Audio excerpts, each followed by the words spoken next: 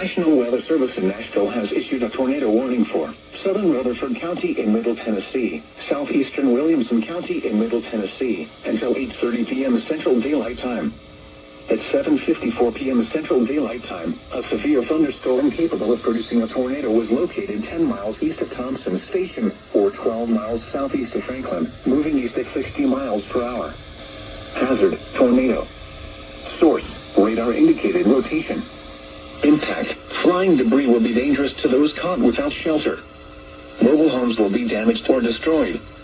Damage to roofs, windows, and vehicles will occur. Tree damage is likely. This dangerous storm will be near Murfreesboro around 8:10 p.m. Central Daylight Time. Other locations impacted by this tornadic thunderstorm include Christiana, Eagleville, Trion, and Rockvale.